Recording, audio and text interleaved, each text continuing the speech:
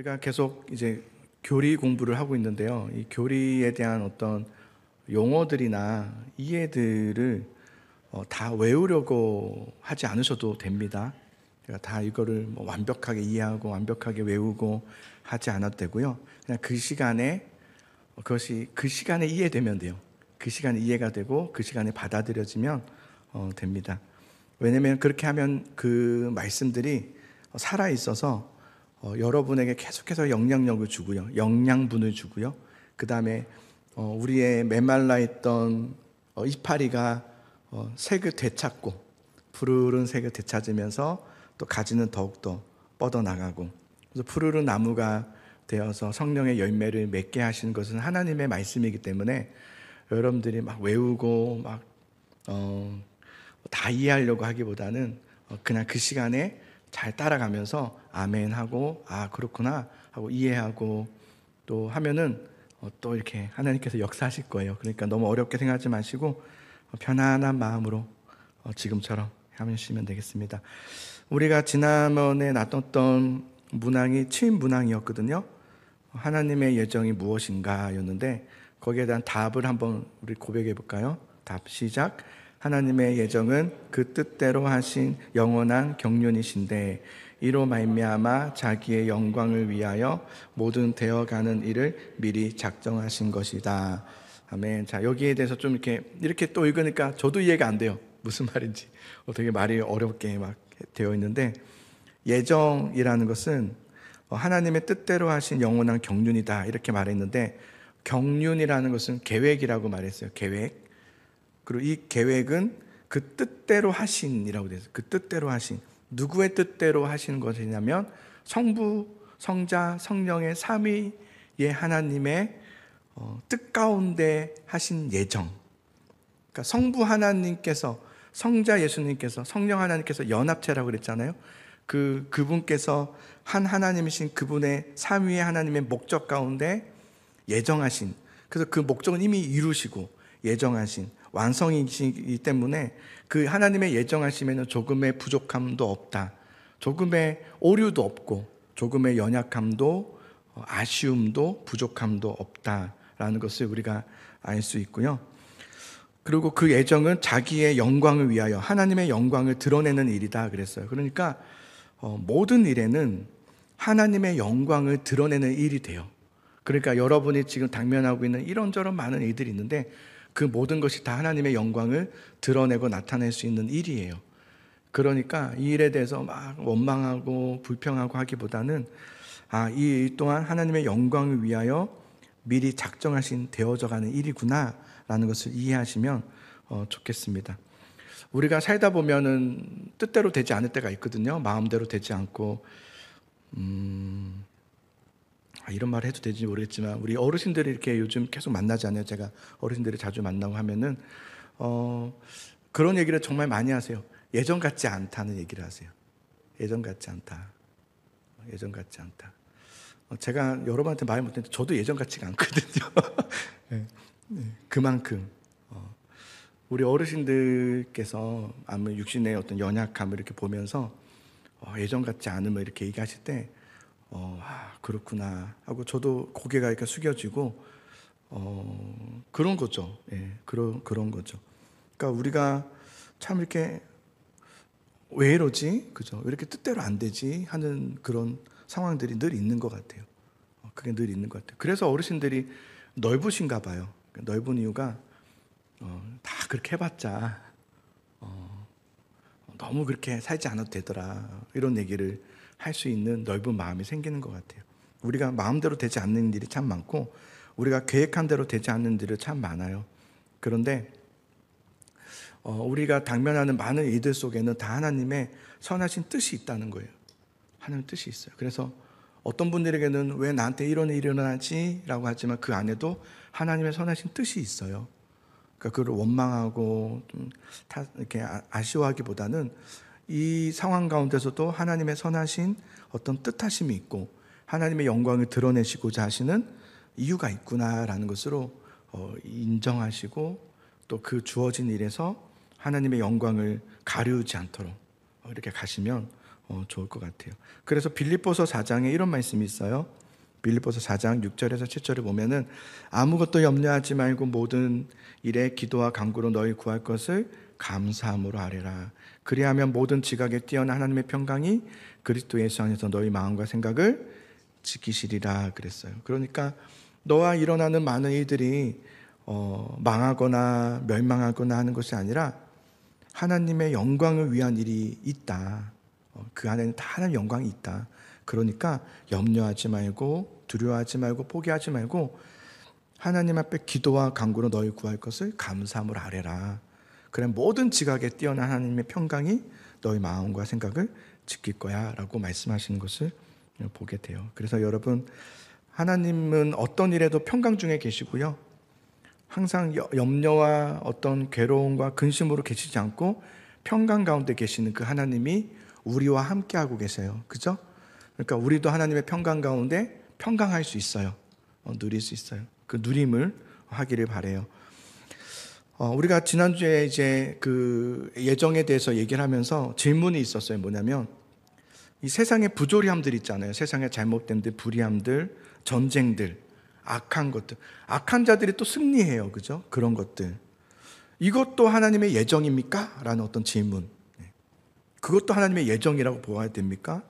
만약에 여러분 예정입니다 이렇게 말하면, 이 전쟁도 예정입니다 이렇게 말하고, 이 불의함도 예정입니다 라고 말한다면 뭔가 하나님이 불의하신 것 같아요. 그죠? 그리고 만약에 아닙니다, 예정이 아닙니다 라고 하면 그게 뭐야? 하나님이 모르시는 일도 있다는 거야? 하나님은 그것도 몰랐다는 거야? 못하신다는 거네? 이렇게 또 되기 때문에 이렇게 대답해도 문제가 되고 저렇게 대답해도 문제가 되는, 예정이 그래서 되게 어려워요. 예정이다라고 해도 좀 문제가 되고 아니다 그래도 문제가 되는. 그러나 저는 우리가 이 예정에 대해서 바른 이해를 가져서 바른 이해를 가지기 위해서는 개념 정리가 좀 먼저 필요하다라는 것을 같이 나눴는데요. 그런 거예요. 우리가 무엇을 할 때는 목적을 먼저 세웁니다. 목적을 세우고 그 목적을 이루기 위한 계획을 세워요. 그래서 그 목적, 최종적인 목적을 예정이라고 하는 거예요. 예정. 예를 들면은 내가 내 집을 만들겠다. 내 집을 만들려면 목적이 생긴 거예요. 내 집을 만들겠다. 내 집을 완성하겠다. 그럼 그 집을 완성하기 위해서는 계획이 있어야 되죠. 그죠? 어떤 계획이 먼저 있어야 돼요? 집을 만들려면. 자, 계획을 한번 세워보세요. 땅을 사야 돼요. 그 돈이 좀 있어야 되겠죠. 돈이 있어야 되고 땅도 사야 돼요. 근데 그 땅이 뭐 집 짓도록 딱 마련해 주었습니까? 아니에요. 어떤 건물들도 있고 아니면 뭐 잡초가 막 있는 곳일 수도 있고 밭일 수도 있고 그럴 건 말이에요. 그럼 그 땅을 사서 뭐 해야 돼요? 건물이 있으면 건물을 밀어야 되고요. 또 밭이 있으면 이제 포크레인을 가지고 와서 밭을 갈아야 돼요. 갈아서 다시 다 뒤집어 놔야 돼요. 처음 내가 원함은 있어요. 내가 원함은 집을 짓겠다 해요. 그렇다고 집을 덜썩 짓는 게 아니라 집을 짓기 위한 이런 과정이 필요한 거예요. 그죠? 그러니까 지금 나의 원함과 이 일이 상관없는 일처럼 보이긴 해요. 지금 왜 밭을 가고 있어? 집을 지어야지. 그러나 집을 짓기 위한 목적을 위한 계획이 필요한 것처럼 하나님의 원함의 어떤 목적이 있어요. 예정의 하심이 있고 그 예정을 이루기 위하신 계획이 있어요. 그걸 섭리라고 그래요. 과정, 섭리, 경륜이라고 말하는 거예요. 그래서 우리가 마태복음 13장에 보면 한 밭에 가라지와 곡식이 같이 있는 것을 본 종이 주인에게 와서 물어요. 주인이요, 밭에 좋은 씨를 뿌리지 않았습니까? 그런데 왜 가라지들이 여기 있습니까? 그렇게 말해요. 가라지는 약간 이제 잡초 같은 것들이잖아요. 그 주인이 말하기를 원수들이 그렇게 했다 그래요. 원수들이 그렇게 했다. 그러면 종들이 말해요. 우리가 가서 저 가라지를 다 뽑을까요? 그러자 주인이 뭐라고 해요? 가만둬라. 가만둬라. 가라지를 뽑다가 곡식까지 뽑을까 염려되노라. 추수 때까지는 함께 자라게 두라 그래요. 함께 자라게 두라. 그러나 그게 예정이 아니에요. 그죠? 그거는 계획이에요. 추수 때가 되면 내가 그때 추수꾼에게 말하여 먼저 가라지를 뽑아내어 불사르게 할 것이다. 그리고 나서 아이곡은 모아 내 곡간에 두리라 그랬어요. 그러니까 하나님의 예정과 섭리를 우리가 이렇게 볼 수 있는 장면이죠. 그러니까 알곡과 가라지를 추수 때까지는 함께 가만히 두라라고 하는 것이 예정에 대한 과정인 거죠. 섭리, 하나님의 계획인 거예요. 무엇에 대한 예정, 구원에 대한 계획으로 두신 거예요. 그래서 하나님의 이 예정과 계획을 우리가 개념을 좀 이해하면, 지금 내가 일어나는 이 일들이 이게 집을 짓는다면서 왜 밭을 가고 있어? 이렇게 할 것이 아니라 이 일을 통해서 하나님이 세우시고자 하시는 이유가 있구나라는 것으로 이해하시는 게 필요한 것 같아요. 그리고 또 한 가지는, 하나님은 공의의 하나님이세요. 근데 하나님의 공의는 여러분, 믿는 자들에게만 적용되는 게 아니라 모두에게 적용되는 거예요. 모두에게. 그래서 하나님은 여러분, 하나님의 자녀들만 도와주지 않으세요.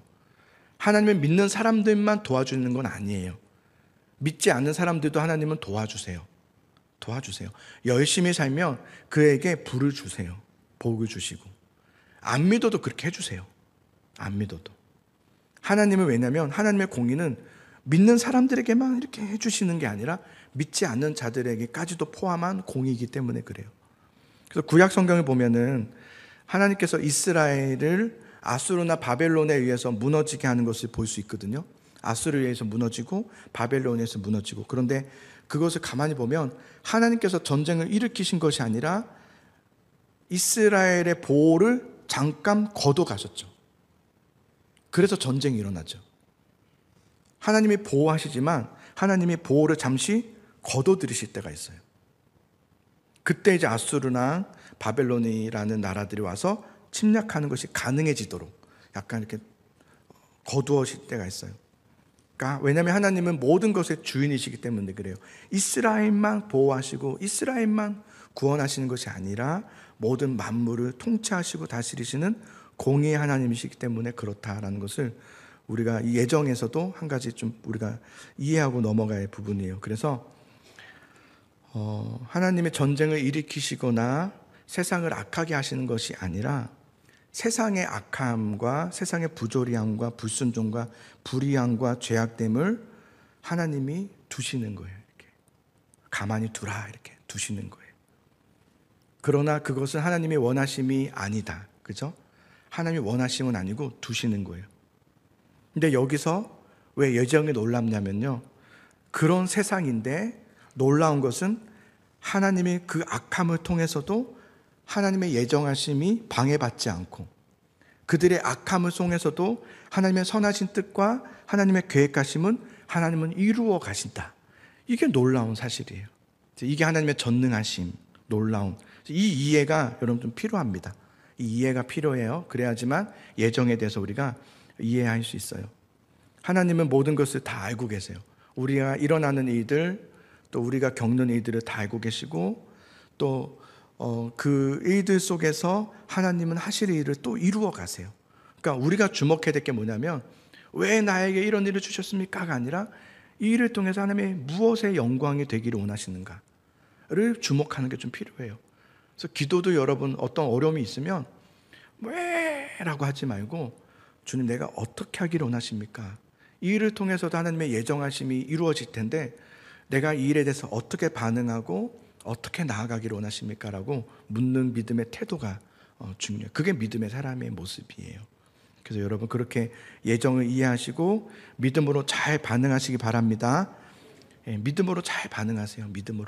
믿음 없음으로 반응하지 말고 믿음으로 잘 반응하시기 바라요. 도르트 신조에서 이렇게 말했어요. 이 일에 대해서 한번 같이 읽어보겠습니다. 시작. 선택의 원인은 하나님이시지만 유기의 원인은 하나님이 아니라 인간에게 있다. 그러니까 결국은 우리의 반응이 되게 중요하다는 얘기를 하는 거예요. 하나님의 부르심이 있는데 그 부르심에 내가 반응하고 죄의 길에서 돌아서고 방향을 하나님께 두는 자들을 말해요. 그런 자들이 돼야 되겠죠. 근데 반대로 하나님께 반응하기보다는 상황에 반응하고 안 된 어떤 환경에 반응하고 거기에 막 방향을 잡고 막 해결해 가려고만 막 발버둥 치고 막 이렇게 있으면 안 되죠. 그거는 믿음의 모습이 아니죠. 그래서 저는 저도 그렇고 여러분들도 그렇고 전자의 사람처럼 하나님께 좀 반응하고 이 일에 통해서도 하나님의 뜻하심이 있구나. 우린 몰라요. 그러나 하나님의 일하심이 반드시 있단 말이에요. 그러니 그 일하심을 주목하고 하나님을 향하여 믿음으로 이렇게 향하여 나아가는 우리 모두가 되기를 바랍니다. 꼭 그러기 바라요, 여러분. 그래서 좋은 일이 있을 때도 있고 어려운 일이 있을 때도 있지만 그게 계속 반복될 수 있죠. 죽을 때까지 반복되겠지만 그럴 때마다 하나님의 예정하심을 믿고 이것 또한 하나님의 예정하심 속에 들어있는 부분이라는 것을 믿고 이것 또한 믿고 하나님의 신실하심에 반응하는 여러분 될 수 있기를 바랍니다. 하나님께 반응하는 거예요. 반응. 그래서 그 반응 중에 하나는 여러분들에게 주어져 있는 일에 대해서 최선을 다하는 거예요. 최선을 다해요. 믿으니까. 하나님 믿으니까 아내가 아니라 하는 거예요. 나 아내가 없어요. 최선을 다해서 하는 거예요. 주어진 일에 믿음을 다하는 거예요. 열심히 하는 거예요. 자꾸 바꾸려고 하지 마세요. 하다가 안 해. 딴 거 하고 또 딴 거 하지 말고 그냥 믿고 가는 거예요. 믿고 감사하면서 어렵지만 나가는 거예요. 땀 흘리면서 가는 거예요. 하기 싫지만 하는 거예요. 하기 싫은 걸 하는 거예요. 하나님의 예정하심을 믿는다면 하고 싶은 것만 하는 게 아니라 하기 싫지만 주어진 일이라면 하는 거예요. 거기에 뭐 반대하거나 나는 동참하지 않겠다가 아니라 그냥 하는 거예요. 그리고 얘하고 같이 가는 거예요. 그게 믿음입니다. 믿음은 그래서 같이 가요. 공동체라는 건 그런 거예요. 같이 가는 거예요. 같이. 좋든 싫든 같이 가는 거예요. 좋든 싫든 같이 가는 거예요. 좋아하는 것만 하면 안 돼요. 안 좋아하는 것도 할 수 있어야 돼요. 나랑 안 맞는 것도 할 수 있어야 돼요. 그게 예정을 믿는 믿음이에요. 그래서 언제든지 많은 이들이 있지만 그때마다 그 이들 속에서 이걸 어떻게 해결할 거냐에 집중하기보다는 내가 신앙인으로서 살 거냐 말 거냐 이걸 고민하시면 돼요. 어떤 게 신앙인으로서의 삶이냐 이걸 고민하시면 됩니다. 알겠죠? 이걸 고민하시면 돼요. 어떤 게 신앙인이냐, 어떻게 말하는 게 신앙인이냐, 어떻게 행동하는 게 신앙인이냐 이것만 생각하시면 돼요. 그게 되게 중요해요. 어떻게 해결되느냐는 다음 문제예요. 나는 어떻게 살 것이냐가 중요해요. 어떻게 말 것이냐, 신앙인으로서 이걸 어떻게 할 것이냐가 되게 중요합니다. 믿음으로 살 것이냐 아니면 그렇게 살지 않겠느냐, 둘 중에 하나를 잘 선택하는 거예요. 그래서 믿음으로 하는 길을 하기 싫은 게 많을 거예요. 믿음으로 가는 길은 그걸 하는 거예요. 우리가 하기 싫은 게 많아요. 하나님의 일은. 그래서 하나님의 일은 하고 싶은 게 하는 걸 아니에요. 하고 싶지 않은 걸 하는 겁니다. 그게 하나님의 일일 때가 훨씬 더 많아요. 제가 해보니까 그래요. 해보니까 안 하고 싶은 게 훨씬 많아요. 근데 그 안 하고 싶은 걸 하는 거예요. 뭐가 기준인 거죠? 신앙인으로서 어떤 게 믿음이냐를 보면서 가는 거예요. 이게 믿음이구나 하면 그거 하는 거예요. 싫지만 대부분 그런 게 어렵습니다. 자, 이제 우리 팔문항을 한번 보겠습니다. 자, 팔문항. 하나님께서 그 예정을 어떻게 이루시는가? 답이 있어요. 읽어봅시다. 시작. 하나님께서 그 예정을 이루시는 것은 창조와 섭리하시는 일로 하신다. 그 예정을 이루시는 것은 뭘로? 창조와 섭리. 그 여러분 용지에다 잘 표시하시고요. 창조와 섭리. 그래서 우리는 지금 웨스트민스터로 통해서 소율의 문답을 통해서 하나님을 계속 배워가고 있는데 하나님이 누구신가를 배우는 거예요. 지금 계속. 그죠? 하나님이 누구신가. 어렵죠. 근데 하나님이 누구신가를 배운다는 게 쉽지 않아요. 왜냐하면 우리는 우리 눈높이만큼만 볼 수 있거든요.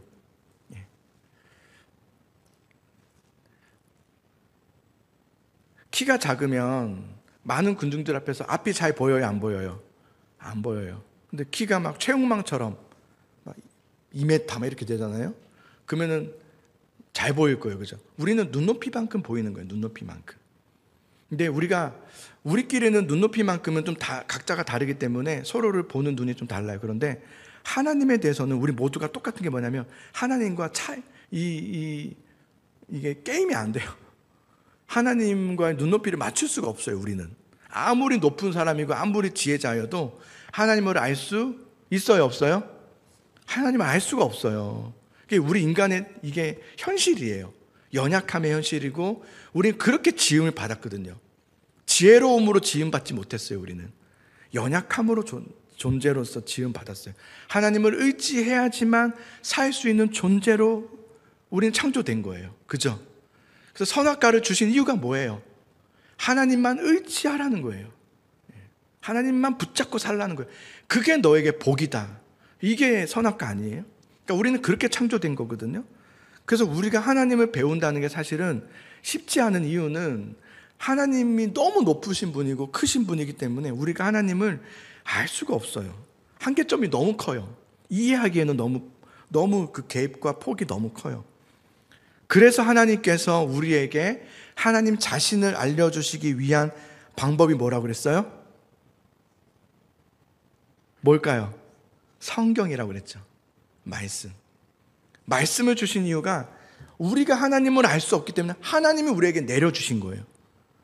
그 성경 창세기부터 요한계시록까지를 보세요. 우리가 하나님께 막 올려드리는 곳이 없어요. 시편 말고는. 다 하나님께서 우리에게 내려주신 말씀들이에요. 그죠? 우리에게 보여주신 거라고요. 이게 성경이에요. 그래서 우리는 성경을 통해서만 하나님을 알 수 있는데 그것조차도 하나님이 알게 하셔야 알 수 있어요.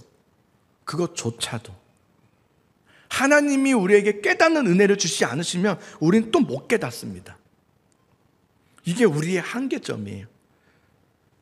자, 그런데 여러분, 제가 질문 하나 할게요. 여러분, 하나님 믿으세요? 안 믿으세요? 믿죠, 그죠? 자, 우리가 하나님 믿는다. 하나님 알아요, 몰라요? 하나님 안단 말이에요. 그러니 우리는 뭘 먼저 해야 돼요? 감사부터 해야 돼요. 어떻게 내가 하나님을 알 수 있게 되었나? 그죠? 내가 하나님 믿고 있네? 내가 하나님을 알고 있네? 이거는 감사와 찬양밖에 할 수 있는 게 없어요. 우리가 찾아낸 게 아니거든요. 하나님께서 우리에게 드러내신 거거든요. 보여주신 거고. 그죠? 그 은혜로 우리는 찬양할 수밖에 없어요. 찬양과 감사밖에 없어요. 우리가 예배할 때 여러분, 우리가 하나님 영광 받아주시옵소서, 하나님 예배합니다라고 하면서 우리가 열심과 정성을 다해서 예배하지만 그렇게 해서 올려지는 게 아니에요. 우린 사실은 하나님께 우리가 아무리 정성을 다한다 한들 올려질 수 없어요. 그게 우리의 한계입니다. 우리가 아무리 열심히 찬양해도 이 찬양을 하나님께 올려지지 않아요. 거기까지 도달할 수가 없어요. 그래서 어떻게 하지 아세요? 하나님께서 내려오세요. 구부리셔가지고 우리의 찬양을 들어주시는 거예요. 그게 은혜입니다. 아멘? 여러분이 막 기도할 때 내가 막 몇 시간을 기도했기 때문에 하나님이 들어주시는 게 아니라 하나님이 숙이셔서 우리의 기도를 들어주시는 거예요. 근데 하나님 뭐라고 하는지 아세요? 내가 받았다 그래요. 우리 올려드리지도 못했는데. 그게 하나님의 은혜인 거예요. 그냥 다 은혜예요. 이것도 은혜, 다 은혜예요. 다 은혜. 자, 하나님께서 그 예정을 이루시는 것은 창조와 섭리하시는 일로 하신다라고 했어요. 그래서 그 다음부터 문항들이 창조와 섭리에 대한 이야기인데 오늘은 시간상 창조의 부분만 나누고 마치도록 할게요. 그리고 2주 후에 우리 섭리에 대해서 같이 나누도록 하겠습니다. 자, 이 창조를 예정과 같이 이야기 나누는 것이 특징이에요. 자, 오늘 아마 여러분들이 창조에 대해서 좀 새로운 시각을 갖게 될 것 같아요. 여러분, 뭐냐면 창조는 하나님의 예정 가운데 속한 하나님의 일이다 이에요. 창조는 하나님의 예정 가운데 있는 하나님의 일하심이에요. 창조는. 그러니까 창조는 철저히 계획된 일이고요. 창조는 하나님의 그 성부, 성자, 성령 삼위의 하나님의 계획에 따라 영광을 위해 실행된 일이에요. 창조는. 우연히 갑자기 뭐 하다 보니까 하나님께서 이렇게 뭘 건드렸다가 잘못 건드려서 실수로 창조가 턱 된 것이 아니라 창조에는 분명한 목적이 있고 방향이 있어요. 하나님의 창조에는. 이걸 꼭 기억하셔야 됩니다. 지금 우리는 그 창조물 가운데 살아가고 있죠. 자, 그래서 문항 9번을 보겠습니다. 자, 문항 9번. 이 시간 아니면 이거 못 배울 거예요. 잘 들어주세요. 창조하신 일이 무엇인가? 답 시작. 창조하신 일은 하나님께서 엿새 동안에 아무것도 없는 중에서 그 권능의 말씀으로써 만물을 지으신 일인데 다 매우 좋았다. 자, 이걸 하나씩 제가 풀어드릴게요. 여기 보면 아무것도 없는 중에서라고 해서 표시를 하시고, 창조하신 일은 하나님께서 여세 동안 아무것도 없는 중에서, 이게 무슨 말이냐면 무에서, 그죠? 무에서, 아무것도 없는 중에서 뭘 하셨다? 창조하셨다. 무에서 유를 창조하셨다. 어떠한 재료가 있었어요? 없었어요? 재료가 없었습니다. 아니면 누군가의 도움으로 창조된 것도 아니었습니다. 무에서, 아무것도 없는 것에서. 그런데 무엇으로요? 그 권능의 말씀으로써. 어떠한 재료나 어떤 기술자가 필요하거나 어떤 도움으로 만들어진 것이 아니라 하나님의 말씀으로 무에서 창조되었다라는 것을 말하고 있어요. 하나님의 말씀으로 무에서 창조되었다. 자, 그 결과 어땠다? 보시기에 매우 좋았다. 성경에서는 심히 좋았더라 그랬죠. 그 결과 매우 좋았다, 심히 좋았다. 그러므로 우리라는 존재를 얘기합시다. 이제 우리는 하나님 앞에 어떤 존재인가?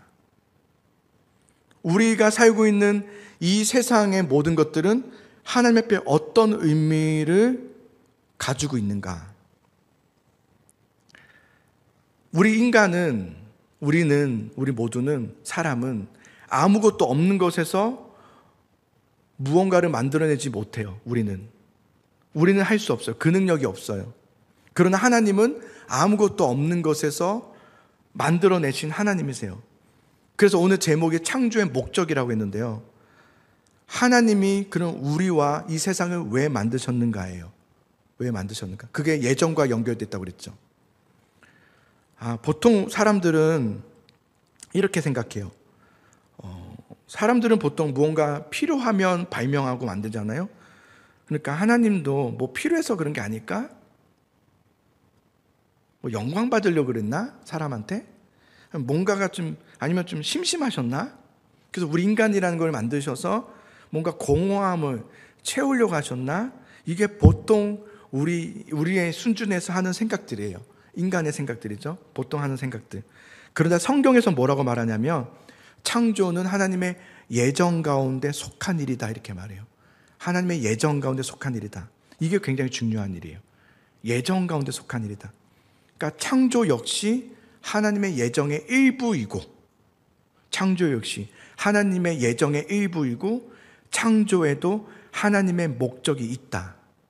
목적이 있다.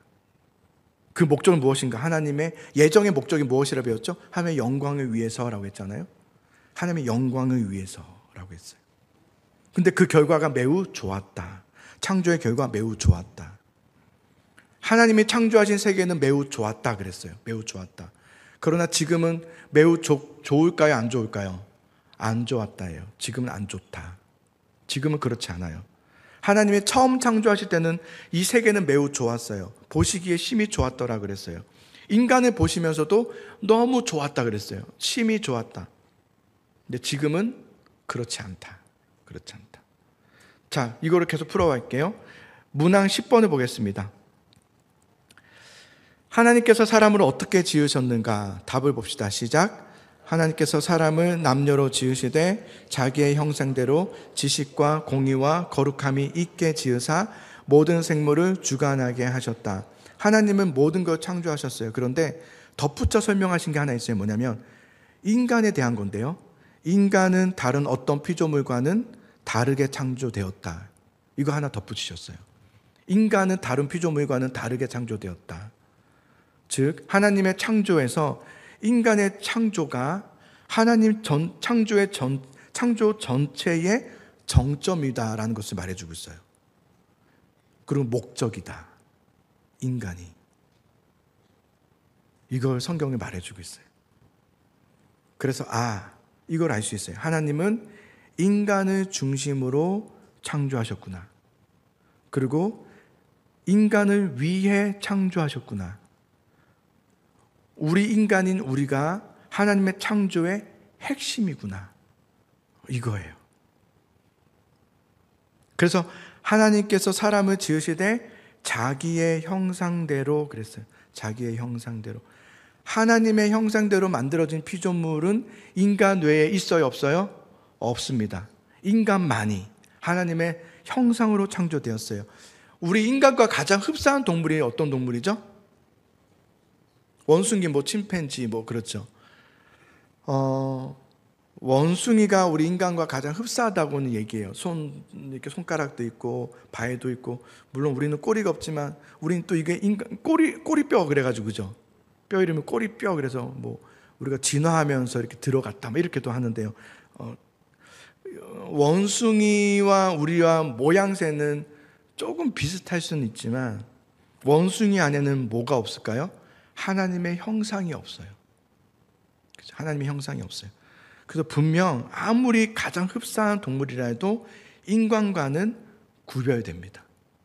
분명히 확연하게 구별돼요. 왜냐하면 인간은 하나님의 무엇으로? 형상대로, 하나님의 형상대로 지음을 받은 존재이기 때문에 그래요. 자, 그러면 여기서 제가 이제 좀 설명을 좀 드리고 싶은 게 있어요. 하나님의 형상이 무엇인가? 저는 솔직히 초등학생 때 하나님의 형상이라는 말을 들었을 때 저는 그래서 하나님이 이렇게 사람처럼 생기신 줄 알았어요. 형상이라고 그래서. 그래서 저는 그때 어느 설교자가 그렇게 얘기하셨어요. 하나님의 형상대로 지으셨기 때문에 여러분 손과 발처럼 하나님도 그러시다고 막 그렇게 해가지고 좀 그런 줄 알았어요. 근데 그렇지 않죠. 여기서 하나님의 형상이라는 것은 어떤 모양을 말하는 게 아니라 저를 따라해 봅시다. 지식과 공의와 거룩함, 이걸 말하는 거예요. 지식과 공의와 거룩함, 이걸 하나님의 형상이라고 하는 거예요. 모양을 말하는 게 아니라 하나님의 지식과 하나님의 공의와 거룩함으로 우리를 지으셨다. 그래서 우리가 문항 4번에서 뭘 했었냐면 하나님은 영이시다라고 했어요. 하나님이 영이시다. 하나님은 눈에 보인다, 안 보인다? 안 보인다. 하나님은 그런 모양이 있어요, 없어요? 없다. 모양이 없어요. 성경에서 종종 하나님의 모양에 대한 표현은 우리를 위해서 설명하고자 했던 것이지 정말 하나님의 발이 있고 손이 있는 건 아니라고 우리가 문 4번에서 같이 나눴었어요. 마찬가지로 우리가 하나님의 형상대로 지음을 받았다라는 말은 어떤 하나님의 모양대로 이렇게 손과 발, 손가락, 뭐 귀 이렇게 그런 닮음으로 만들어졌다는 말이 아니라 하나님의 지식과 하나님의 공의와 거룩하심에 따라 창조되었다라는 말을 하는 거예요. 근데 이것이 우리가 오늘 이렇게 와닿지 않는 이유는 뭐냐면 우리의 모습에는 그런 하나님의 형상의 모습이 없기 때문이에요. 그죠? 우리의 모습, 우리가 사는 세상 속에서 하나님의 지식과 공의와 거룩하심의 모습을 나에게서 찾아볼 수가 없는 거예요. 그 이유는 죄 때문입니다. 우리의 죄 때문에. 우리가 죄를 범함으로써 하나님의 형상을 잃어버렸죠. 죄의 결과죠. 그래서 우리는 이 두 가지를 좀 아셔야 돼요. 이거는 써시면 좋을 것 같아요. 첫 번째는 뭐냐면 원래 가지고 있던 하나님의 형상. 우리가 처음 하나님께서 우리를 창조하실 때 원래 가지고 있던 하나님의 형상이 있었어요. 두 번째, 그러나 지금은 손상되고 잃어버린 하나님의 형상.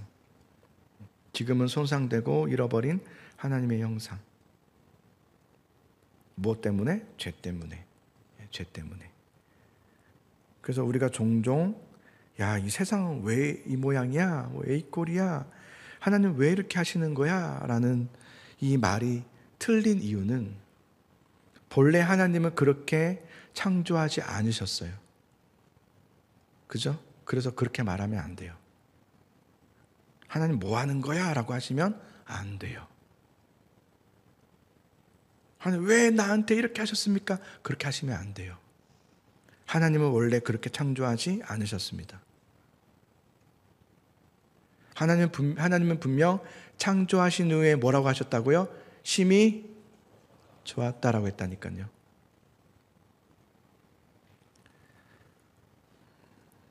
우리의 죄 때문에. 근데 우리가 오늘 이렇게 예수님 믿고 있는 것은, 우리가 예수님 믿는다라고 하는 것은, 그래서 여러분 단지 예수님 믿어야 잘 되고, 예수님 믿어야 복 받고, 예수님 믿어야 성공하고, 뭐 여기로 계속 연결시키면 안 된다고 그랬죠. 그건 과정 중에 다 있다고 했습니다. 있는 거예요. 그게 목적지가 되어서는 안 되죠. 그죠? 오늘 오전의 말씀의 핵심이죠. 우리가 거기에 많이 빠져들죠. 거기에 빠져들면 당파가 생깁니다. 그리고 어울림이 되지 않습니다. 공동체에 어울리지를 못하게 돼요. 맴돌게 됩니다. 우리가 예수님 믿는 것은 그런 쪽으로 내가 생각하는 것이 맞아 떨어질 때까지 믿는 게 아니에요. 내가 이렇게 돼야 돼라고 하는 것과 연결시켜버리면 잘못 믿는 거예요.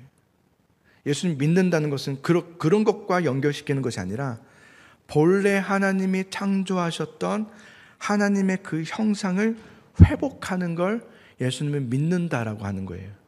원래 하나님이 창조하셨던 것을 회복하는 것. 그래서 구원받으면 예수 그리스도를 통해서 우리는 완성되어져 가기 시작하죠. 다시 원래의 모습으로, 하나님과의 관계의 형상대로 우리는 빚어가고, 그래서 우리는 예수님이 오시는 그날, 이게 약속돼 있잖아요. 그날 완성되겠다 그랬어요. 그때까지 우리는 뭐 한다? 자라나야 된다. 자라가야 한다. 이게 신앙입니다. 자라가는 거, 이게 신앙이죠. 이 일은 우리가 해야 됩니다. 그러나 이 또한 하나님이 하시는 일이기도 해요. 이 두 가지가 있는 거예요. 우리가 해야 돼요. 그러나 하나님이 또 하게 하시는 거예요. 그래서 또 하는 거예요. 이 종이 한 장의 차이에 균형을 잡으면서 가는 거죠. 그래서 우리가 치열하게 가는 거죠. 그래서 여러분, 구원받은 사람은 예수님을 믿는다라고 한 순간부터 과거의 삶으로 돌아가지 않습니다. 오늘 오전에도 말씀드린 거지만, 예수님을 나는 믿는다, 정말 나는 정말이요, 진심으로 나는 예수님 믿는다, 나는 정말 구원받았다, 말로 하는 게 아니라요, 말은 다 할 수 있거든요. 말이 아니라 정말 믿어서 나는 구원받았다라는 사람은 절대로 과거의 삶으로 돌아가지 않습니다. 못합니다. 왜냐하면 돌아갈 길이 없기 때문이라고 했죠. 그래서 구원받은 사람은 하나님께로부터 건진받아서 구원받았기 때문에 그다음부터 어떤 삶을 사는지 아세요? 끊임없이 하나님의 형상을 회복하기 위해서 소망하며 지속하면서 하나님 말씀을 향하여서 기도하면서 계속해서 자라나기 시작합니다. 그게 구원받은 사람의 특징이에요. 그래서 혹 누가 저에게 목사님, 누가 구원받았습니까? 라고 한다면 성경에도 말했지만 열매를 보고 알리라 그랬어요. 열매를 본다는 게 뭘까요? 자라나는 과정이 있었다는 거죠. 자라나는 과정이 있어요. 방향이 분명해요. 예수 그리스도. 그게 다 달라요. 근데 예수님 믿은 지 오래되든 안 오래되든 그 이후에도 계속 똑같아. 변함이 없어. 자라남이 없어. 늘 거리를 두면서 적절하게 신앙생활을 한다는 건 사실은 불가능합니다. 구원받았으면 그게 불가능해요. 사실은. 구원받으면 끊임없이 나아가게 돼요. 그게 구원받았다는 증거예요. 그게 증거예요. 그래서 여러분, 오늘 우리가 예정 그리고 창조와 연결시켰어요. 이게 제가 연결시킨 게 아니라 웨스트민스터에서. 그래서 이게 성경적인 토대죠. 그래서 우리 하나님의 예정까지는 우리가 배웠고, 우리가 창조되었던 목적, 그 목적을 다시금 우리가 회복하는 것, 그 믿음의 신앙으로 여러분 끊임없이 달려가는 여러분 될 수 있기를 간절히 소망합니다. 그리고 달려가셔야 됩니다. 끊임없이. 그리고 달려갑니다. 구원받은 사람은.